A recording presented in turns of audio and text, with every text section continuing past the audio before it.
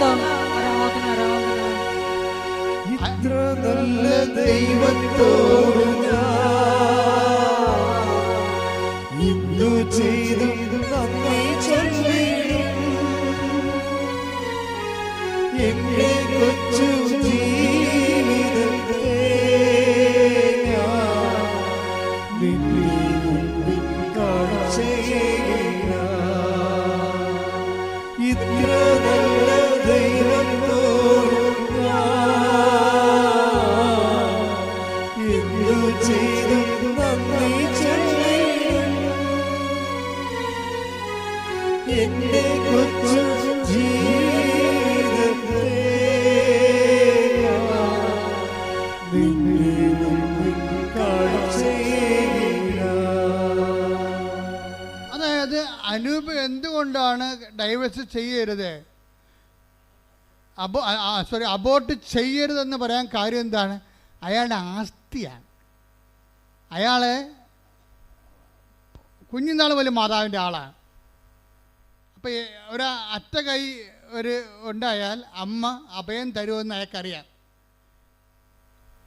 അതുകൊണ്ട് പക്ഷേ എന്നാലും പലപ്പോഴും പല പ്രശ്നങ്ങൾ കാരണം, ഈ ആമാശയമില്ലാത്ത കാരണവും അതുപോലെ കിഡ്നികൾ സ്ഥലം മാറിയിരിക്കുന്ന കാരണവും കുഞ്ഞിനെപ്പോഴും ഇഷ്യൂസ് ഡെവലപ്പ് ചെയ്യും. പല ഓപ്പറേഷൻ കഴിയും. ഒരു കൊല്ലമൊക്കെയാണ് ICU കിടന്നത്. 22 ലക്ഷം രൂപയാവും ചിലവ്. എന്നിട്ട് ഫൈറ്റ് ചെയ്യണം. ഡോക്ടർമാർ പറയുക, ഡോക്ടർമാരുടെ ആത്മവിശ്വാസം വരെ പോകുമ്പോഴും ഇവൻ ഈ ഉടുത്ത തുണിയാലെ ഇവിടെ വന്ന് ഉടമ്പടി എടുത്തിട്ടില്ല. ഉടുത്ത തുണിയാലെ അമ്മയെടുത്ത് വരും. അമ്മയെടുത്ത് വന്നിട്ട് പറയും, ഞാൻ അമ്മയ്ക്ക് ഒരാഴ്ച തരും എൻ്റെ കുഞ്ഞിനെ രക്ഷപ്പെടുത്താൻ. അവിടെ നിന്ന് അവൻ പറയും, ഞാൻ ഉടുത്ത തുണിയാലെ ഷേവ് പോലും ചെയ്യാതെ അമ്മയുടെ മുമ്പിൽ വന്ന് നിൽക്കുകയാണ്. ഞാൻ അമ്മയ്ക്ക് ഒരാഴ്ച തരും. ഇന്ന് ശനിയാഴ്ച, അടുത്ത ശനിയാഴ്ചക്കുള്ളിൽ എൻ്റെ കുഞ്ഞ് റെഡിയായിരിക്കണം, ഞാൻ പോകണമെന്ന് പറയും. അത് ആധികാരികതയാണ്. എന്ന് വെച്ച് കഴിഞ്ഞാൽ അങ്ങനെ പറയാനുള്ള ഒരു ചങ്കൂറ്റ് എങ്ങനെ കിട്ടിയതാണത്? നേരത്തെ ദൈവത്തിന് വേണ്ടി ജീവിക്കുമ്പോൾ ആധ്യാത്മിക ജീവിതം നിനക്ക് നൽകുന്ന ഒരു ഈടുവെപ്പാണ്. കൈയടിച്ച് ശ്രദ്ധിക്കട്ടെ. ഹല്ലേലൂയ.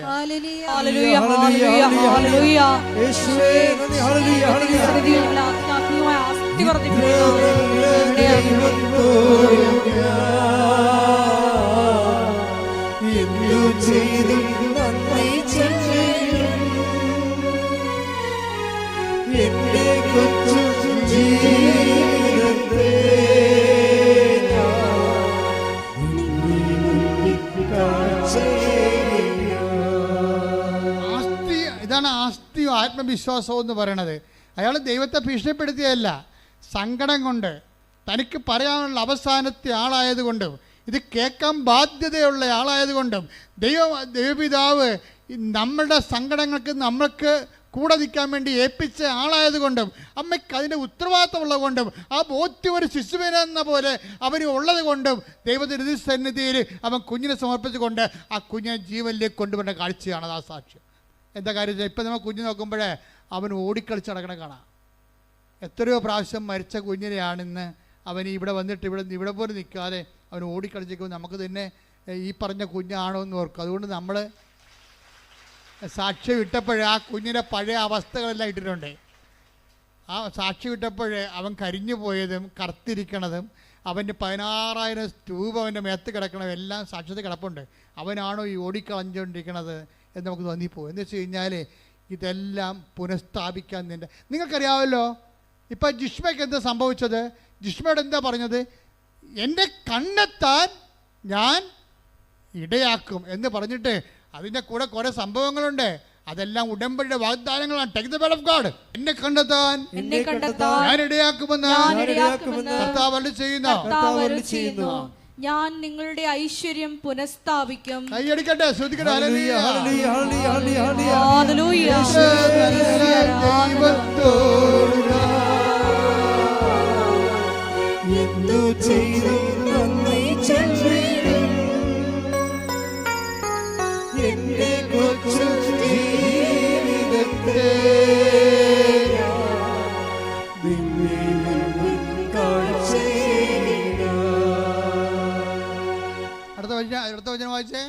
നിങ്ങളെ ചിതറിച്ചിരിക്കുന്ന എല്ലാ സ്ഥലങ്ങളിലും ദേശങ്ങളിൽ നിന്ന് ഞാൻ നിങ്ങളെ ഒരുമിച്ച് കൂട്ടും. Praise the Lord. ഇതെല്ലാം ഉടമ്പടിയുടെ വാഗ്ദാനങ്ങളാണ്. എന്തൊക്കെയാണ് പറഞ്ഞിരിക്കുന്നത്? ഒന്ന് പറഞ്ഞേ. എന്നെ കണ്ടെത്താൻ ഞാൻ ഇടയാക്കും. ഞാൻ നിന്റെ ഐശ്വര്യം പുനഃസ്ഥാപിക്കും. നിന്നെ ചിതറിച്ചിരിക്കുന്ന സ്ഥലത്തിൽ നിന്ന് ഞാൻ നിന്നെ കൂട്ടിച്ചേർക്കും. ആർക്കുള്ള വചനമാണിത്? ഇത് ജിഷ്മയ്ക്കുള്ള വചനമാണ്. എന്താ കാര്യം അറിയാവോ? ഉടമ്പടി എടുത്ത് കഴിഞ്ഞപ്പോഴേ അവൾക്ക് ഉടനെ ജോലി കിട്ടി. അത് ജോലിയില്ലായിരിക്കരുന്ന്. അമ്മ ജോലി കൊടുത്തു, ഗവൺമെൻറ് ജോലി കൊടുത്തു. അപ്പം തന്നെ പിടിച്ചു നിൽക്കാനുള്ള ഒരു തറയായി. പിന്നെ 1 കൊല്ലം കഴിഞ്ഞപ്പോൾ കേസ് തീർന്നപ്പോൾ എന്നാ പറ്റി?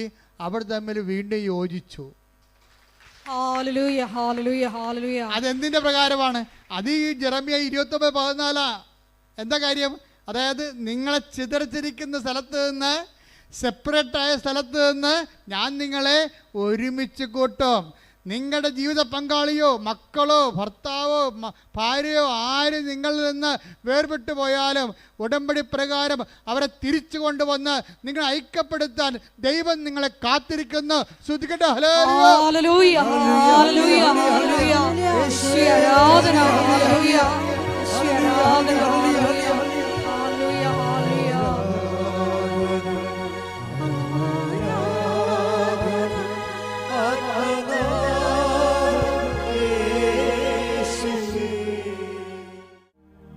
എൻ്റെ പ്രിയപ്പെട്ടവരെ,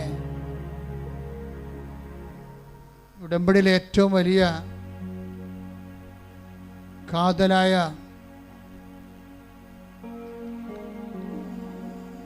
ദൈവിക ആനുകൂല്യം എന്ന് പറയുന്നത് ദൈവസന്നിധിയിലുള്ള വ്യാപനമാണ്.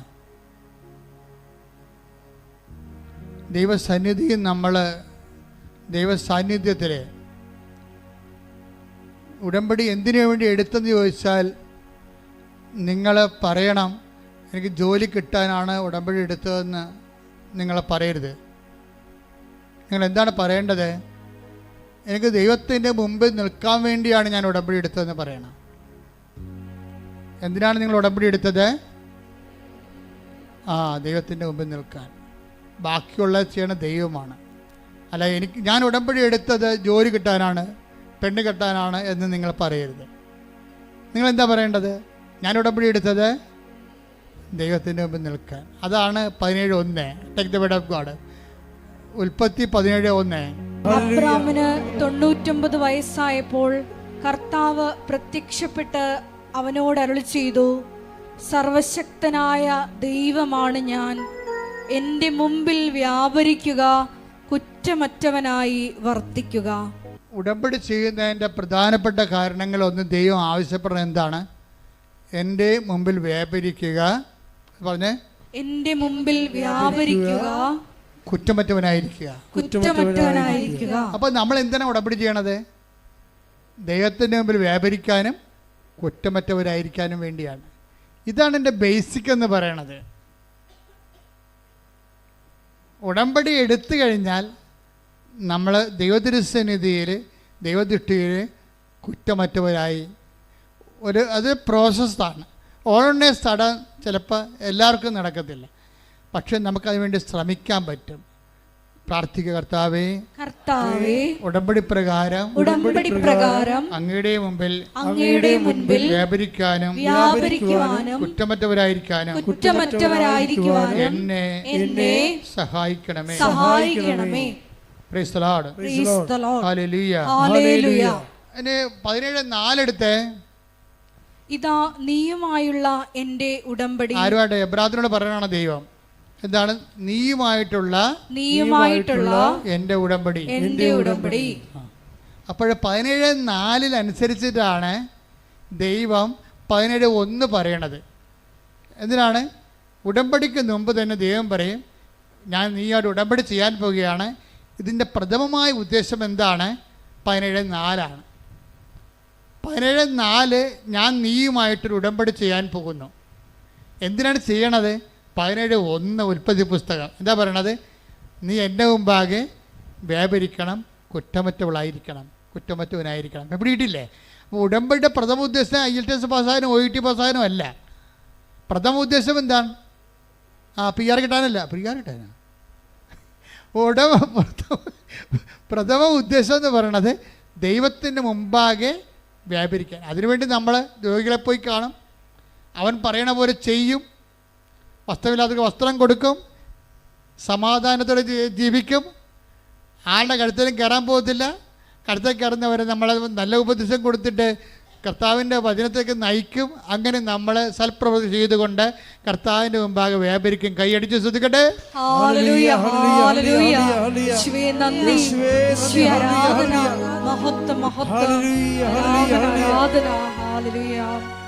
അതായത് ഇതിൻ്റെ ഒരു വിഷയം വെച്ചാൽ ഉടമ്പടിക്കുള്ളൊരു ഗുണമുണ്ട്.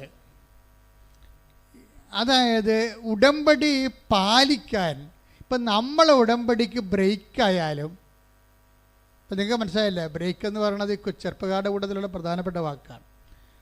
ദൈവമായിട്ടും ഇങ്ങനെ ബ്രേക്കാകാനുള്ള സാധ്യതയുണ്ട്. അപ്പം ദൈവമായിട്ട് ബ്രേക്കായാലും നമ്മളെ മനുഷ്യന്മാർ ബ്രേക്കാകണ പോലെ ബ്രേക്കായി പോകത്തില്ല. കാര്യം ദൈവം വിശ്വസ്തനായിരിക്കും എപ്പോഴായാലും. മനുഷ്യന്മാരാണ് വേറെ ഒരു ആണിനെ പെണ്ണിനെ കാണുമ്പോൾ വാല് വാട്ടിക്കൊണ്ട് അതിൻ്റെ പുറകെ പോകുന്നത്. എന്നിട്ട് തേച്ചിട്ട് നീ എന്നെ അമേരിക്ക കൊണ്ടുപോവുക, നീ എന്നെ കാനഡയിൽ കൊണ്ടുപോവുക, അവരെന്നെ കൊണ്ടുപോകുക എന്ന് പറഞ്ഞാൽ അത്രേ ഉള്ളൂ ഈ സംഭവം. അതിനുള്ളിൽ നമ്മുടെ കാശെല്ലാം അവൾ മൊബൈൽ ചാർജ് ചെയ്ത് തീർത്ത് കാണും. അപ്പം മനുഷ്യന്മാർ പെട്ടെന്ന് തേക്കും, പക്ഷെ ദൈവത്തിന് തേക്കാൻ പറ്റത്തില്ല. പക്ഷെ ദൈവം എങ്ങനെയാണെന്നറിയാവോ? നീ ദൈവത്തിന് ബ്രേക്ക് ചെയ്താലും ദൈവം നിന്നെ ബ്രേക്ക് ചെയ്യത്തില്ല. അത് ഏറ്റവും കൂടുതൽ അറിയാവുന്ന ആർക്കാണെന്ന് അറിയാവോ? ദാവീദിനാണ്. ദാവീദ് അഭ്യാസം മൊത്തം കാണിച്ചു തരുന്നത് നിങ്ങൾക്കറിയാമല്ലോ, ദാവീദിൻ്റെ കഥ അറിയാമല്ലോ. പക്ഷെ ദാവീദ് പറയും, എൻ്റെ കയ്യിൽ നിന്ന് അബദ്ധം സംഭവിച്ചതാണ്, പക്ഷേ ഉടമ്പടി പ്രകാരം ഞാൻ നിൻ്റെ മുമ്പിലായിരുന്നു, നീ നിൻ്റെ മുമ്പിൽ നിന്ന് എന്നെ സങ്കീർത്തനം 51:11 അങ്ങയുടെ സന്നിധിയിൽ നിന്ന് എന്നെ തള്ളിക്കളയരുതേ, അങ്ങയുടെ പരിശുദ്ധാത്മാവിനെ എന്നിൽ നിന്ന് എടുത്തു കളയരുതേ. അതായത് സന്നിധിയിൽ നിന്ന് തള്ളിക്കളയണതും പരിശുദ്ധാത്മാവിനെ എടുത്തു കളയണതും ദാവീദിന് ഒരു വിഷയമാണ്. ഒരിക്കൽ നൽകിയ പരിശുദ്ധാത്മാവിനെ റിട്ടേൺ ചെയ്താൽ അതിൻ്റെ അർത്ഥം ദൈവത്തിൻ്റെ സന്നിധിയിൽ നിന്ന് നീ പുറത്തു പോയെന്നതിൻ്റെ അർത്ഥം. ജെറമിയ 14:21 എടുത്ത് ശ്രദ്ധിക്കട്ടെ. ഹല്ലേലൂയ, ഹല്ലേലൂയ, ഹല്ലേലൂയ, ഹല്ലേലൂയ, ഹല്ലേലൂയ, ഹല്ലേലൂയ. യേശുവേ നന്ദി. Hallelujah, hallelujah. ജെറമിയ 14:21 അങ്ങയുടെ നാമത്തെ പ്രതി ഞങ്ങളെ നിരാകരിക്കരുതേ, അങ്ങയുടെ മഹത്വത്തിന്റെ സിംഹാസനത്തെ അവമാനിക്കരുതേ, ഞങ്ങളുമായുള്ള അങ്ങയുടെ ഉടമ്പടി അനുസ്മരിക്കണമേ, അത് ലംഘിക്കരുതേ. Praise the Lord.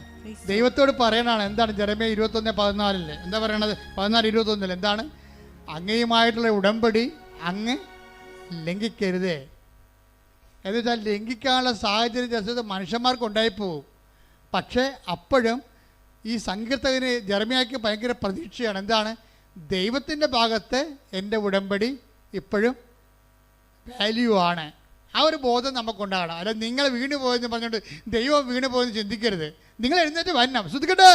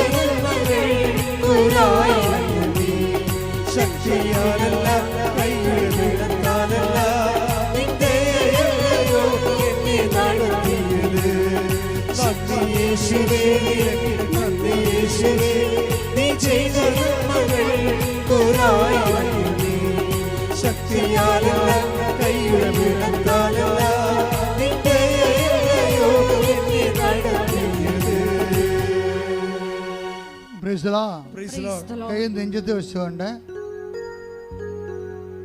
രോഗസൗഖ്യ പ്രാർത്ഥനയിലേക്ക് നമ്മൾ പ്രവേശിക്കുകയാണ്.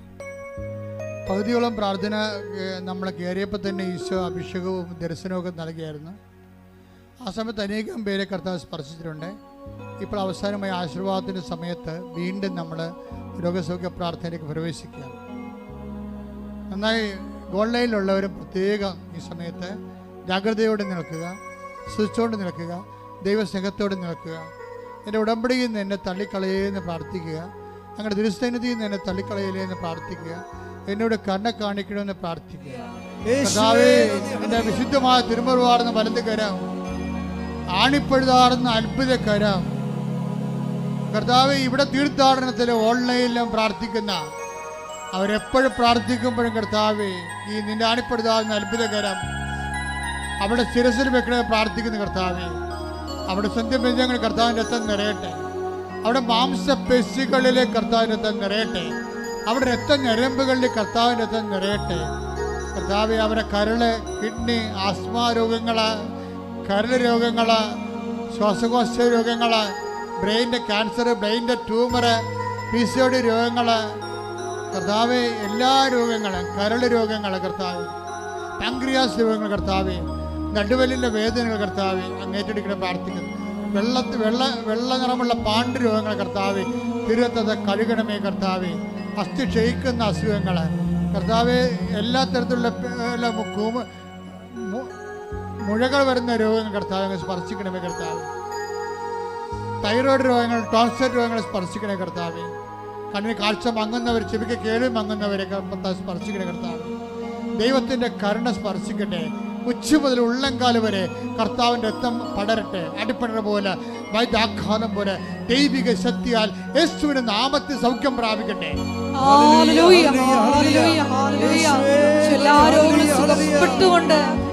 നാമത്തെ ആരാധനയുടെ മഹത്വപ്പെടുത്തണമേ. പ്രാണപ്രിയ പ്രാണപ്രിയ ചങ്കിലെ ചോര തന്നിന്നെ വീണ്ടെടുത്തവനേ വീണ്ടെടുത്തു പ്രാണപ്രിയൻ തന്റെ ചങ്കിലെ ചോരയാൽ എന്നെയും വീണ്ടെടുത്തു പ്രാണപ്രിയൻ തന്റെ ചങ്കിലെ ചോരയാൽ എന്നെയും വീണ്ടെടുത്തു നന്ദി യേശുവേ നന്ദി യേശുവേ നീ ചെയ്ത നന്മകൾ ഒരായിരം ശക്തിയാലല്ല കൈയുടെ വെളുത്താലല്ല നിന്റെ എന്നെ നടത്തിയത്. പരിശുദ്ധ പരമ ദിവ്യകാരുണ്യത്തിന് പരിശുദ്ധ പരമ ദിവ്യകാരുണ്യത്തിന്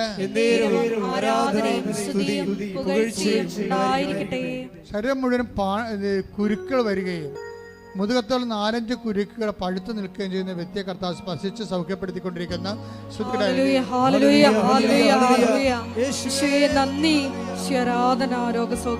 ഇടത് കിഡ്നി ഡാമേജ് ആണ്, വലത് കിഡ്നി ഇങ്ങനെ പഴുത്തു നിൽക്കുന്ന അവസ്ഥയാണ്.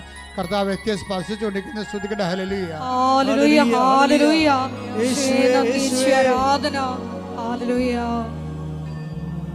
എൻ്റെ പ്രിയപ്പെട്ടവരെ, കർത്താവിന്റെ തിരുസന്നിധിയിലാണ് നമ്മളായിരിക്കുന്നത്. കൂടുതൽ കൂടുതൽ വിശുദ്ധിയോടെ ജീവിക്കാനാണ്. ഓരോ ദിവസം കഴിയും തോറും നീ സുവിശേഷത്തിൻ്റെ വലിയ ബൃഹത്തായ ദൈവസ്നേഹത്തിൻ്റെ വക്താവാകാൻ വേണ്ടി പ്രാർത്ഥിക്കണം. കർത്താവ്, ജോലിയില്ലാത്ത മക്കൾക്ക് വേണ്ടി ഞാൻ പ്രാർത്ഥിക്കണം ഈശോയെ. സാമ്പത്തിക തകർച്ചയുള്ളവർക്ക് വേണ്ടി പ്രാർത്ഥിക്കുന്നു ഈശോയെ. ഒരിടവും പരിടമില്ലാതെ, വീടില്ല, വഴിയില്ല, കർത്താവ് വീട് വെക്കാൻ മാർഗവുമില്ലാത്തവരെ സംബന്ധിച്ച് പ്രാർത്ഥിക്കുന്നു ഈശോയെ. അവരെല്ലാം അങ്ങ് സ്പർശിക്കണേ കർത്താവേ. വിവിധ രാജ്യങ്ങളിൽ ജോലി ചെയ്യുന്നവരുണ്ട് ഈശോയെ, അവർക്ക് അവിടെ താമസിക്കാൻ സ്ഥലം കിട്ടാത്തവരുണ്ട് ഈശോയെ. ജോലി നഷ്ടപ്പെട്ടവരുണ്ട് കർത്താവ്, ജയിലിലായിരിക്കുന്നവരുണ്ട് കർത്താവ്, ഇവിടുന്ന് ജോലി കയറിപ്പോകാൻ പോകുന്നുണ്ട് കർത്താവ്. നീറ്റിൻ്റെ പരീക്ഷ എഴുതിയ മക്കളുണ്ട് ഈശോയെ, മറ്റ് ആനുവൽ എക്സാം എഴുതിയ മക്കളുടെ കർത്താവ്, റിസൾട്ട് പ്രതീക്ഷിക്കുന്നുണ്ട് കർത്താവ്. അവരെല്ലാം അവരുടെ കഴിവിനേക്കാൾ ഉപരി കർത്താവ് ദൈവത്തിൻ്റെ കൃപയാൽ അവരെ എല്ലാം ഉന്നതമായ വിജയത്തിലേക്കും ഉന്നതമായ വിദ്യാഭ്യാസത്തിലേക്കും ഉന്നതമായ ജോലിയിലേക്ക് പ്രവേശിപ്പിക്കാനുള്ള എല്ലാ ദൈവിക തടസ്സങ്ങൾ യേശുക്രിസ്തു നാമത്തിൽ നീങ്ങിപ്പോകട്ടെ. ശ്രുതികട്ടെ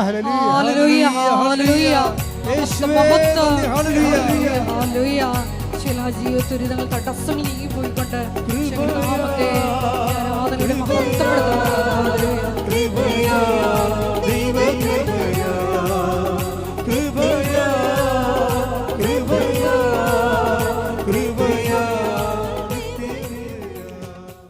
എൻ്റെ മക്കളെ, ജപ്തി നടപടി നേരിടുന്നവരെ മക്കളെ ഓർത്ത് ദുഃഖിക്കുകയും അവർക്ക് ജോലിയില്ല, അവർക്ക് വേറെ ബന്ധങ്ങളിൽ പെട്ടുപോയി, കുടുംബത്തിൽ കയറുന്നില്ല, വിളിച്ചിട്ട് എടുക്കണില്ല, അവർക്ക് ഡിപ്രഷനാണ്, അങ്ങനെയൊക്കെയുള്ള മക്കളെ ഓർത്ത് വേദനിക്കുന്ന മാതാപിതാക്കന്മാരെ ഓർത്ത് പ്രാർത്ഥിക്കുന്ന സമയമാണിത്. അതുപോലെ ലഹരി പദാർത്ഥങ്ങൾ അടിപ്പെട്ടു പോയ ഭർത്താക്കന്മാരുണ്ട്, അപ്പന്മാരുണ്ട്, അവരെല്ലാം ഓർത്ത് പ്രാർത്ഥിക്കുന്ന സമയമാണിത്. അടഞ്ഞുപോയ കെട്ടിടങ്ങൾ, വാടക പോയിട്ട് പണം കൊടുത്തിട്ട് തിരികെ കിട്ടാത്തവർ, വാടക കൊടുത്ത് കെട്ടിടങ്ങൾ ഒഴിപ്പിക്കാൻ പറ്റാതിരിക്കുന്നവർ, വീടുകൾ കെട്ടിയിട്ടിട്ട് അത് വിൽക്കാൻ പറ്റാതിരിക്കുന്നവർ, വാടക കൊടുക്കാൻ പറ്റാതിരിക്കുന്നവർ, തർക്കപ്പുരയിടങ്ങൾ എല്ലാം സമർപ്പിച്ച് പ്രാർത്ഥിക്കുന്നു.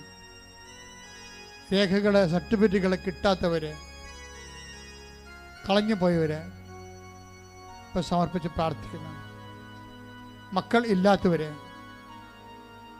7 വർഷമായിട്ട് മക്കളില്ലാത്തവർ ഈശോ നേരിട്ട് കാണിക്കുന്നുണ്ട്. ഇപ്പോഴേ പക്ഷെ ഭർത്താവിന് അസ്ഥിക്ക് അകൽച്ചയാണ്.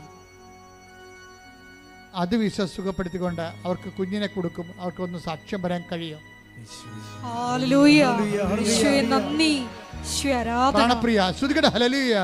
ഹല്ലേലൂയ ഹല്ലേലൂയ ഹല്ലേലൂയ ഹല്ലേലൂയ. മഹത്വം മഹത്വം. ആരാധന ആരാധന. പ്രാണപ്രിയ പ്രാണപ്രിയ ചങ്കിലെ ചോര കൊണ്ട് വീണ്ടെടുത്തവരേ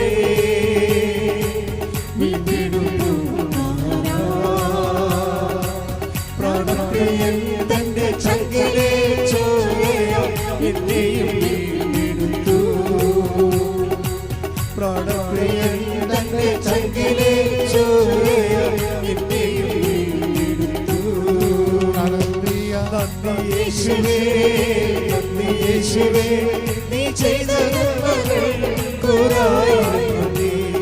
ശക്തിയാലല്ല കൈയുടെ ബലത്താലല്ല നിന്ദയോ എന്നെ നടത്തിയത്. ശക്തിയാലല്ല കൈയുടെ ബലത്താലല്ല നിന്ദയോ എന്നെ നടത്തിയത്. സെപ്പറേഷനിലിരിക്കുന്ന മാതാപിതാക്കന്മാര്, ഭാര്യഭർത്താക്കന്മാര്, കേസിലും കുടുംബ കോടതിയിലും ഹൈക്കോടതിയിലും ഒക്കെ കേസിലിരിക്കുന്നവര്, കുഞ്ഞുങ്ങളുടെ പേരിൽ തർക്കങ്ങളുള്ളവര്,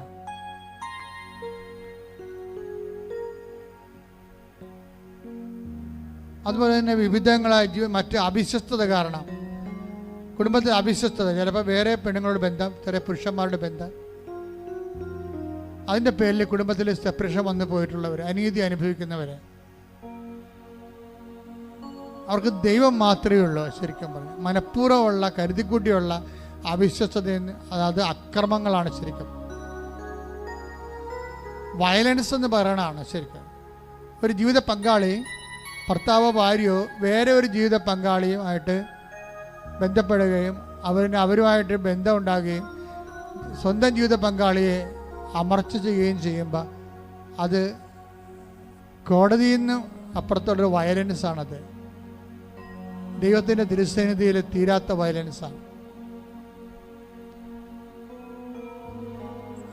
അങ്ങനെയുള്ള ഇരകള് അതിൽ നിന്ന് എത്രയും വേഗം രക്ഷപ്പെടാൻ വേണ്ടി ഇടിമുഴക്കാൻ പോലെ ശ്രുതിക്കട്ടെ. ഹല്ലേലൂയ ഹല്ലേലൂയ ഹല്ലേലൂയ. യേശുവേ ആരാധന. ഹല്ലേലൂയ. മഹത്വം മഹത്വം. ആരാധന ആരാധന. ഹല്ലേലൂയ. യേശുവേ നന്ദി, യേശുവേ ആരാധന. താവരേണമേ എന്നിൽ നിറയണമേ, താവരേണമേ സൗഖ്യം നൽകണമേ. മുട്ടേക്ക് മക്കളെ,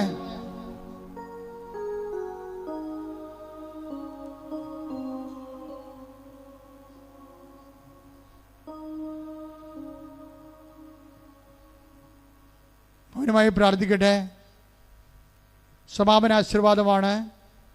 ഒരിക്കൽ കൂടി മരിയൻ ഉടമ്പടിയിൽ സമർപ്പിച്ചിരിക്കുന്ന എല്ലാ വിഷയങ്ങളും, നമ്മുടെ ജീവിതത്തിൽ ഇപ്പം നൊമ്പരപ്പെടുത്തുന്ന വിഷയങ്ങളും ദൈവമാതാവിൻ്റെ മധ്യസ്ഥയിൽ ദിവ്യകാരുണ്യ സന്നിധിയിൽ സമർപ്പിച്ച് നമുക്കൊരു നിമിഷം പ്രാർത്ഥിക്കാം. ജെറമിയ 29:14 തിരുവചനത്തിൻ്റെ വലിയ വെളിപാടനുസരിച്ചുകൊണ്ട് നിങ്ങൾ എന്നെ കണ്ടെത്താൻ ഞാൻ ഇടയാക്കുമെന്നാണ് ഈശോ നമ്മളോട് പറഞ്ഞത്. ദാവീദിന്റെ പ്രാർത്ഥന പോലെ അങ്ങയുടെ സന്നിധിയിൽ നിന്ന് ഞങ്ങളെ തള്ളിക്കളയരുതേ, അങ്ങയുടെ പരിശുദ്ധാത്മാവിനെ ഞങ്ങളിൽ നിന്ന് തിരികെ എടുക്കരുതേ എന്ന പ്രാർത്ഥനയോടുകൂടി നമുക്ക് ശിരസ് നമിച്ച് ദിവ്യകാരുണ്യനാഥന്റെ ആശീർവാദം സ്വീകരിക്കാം.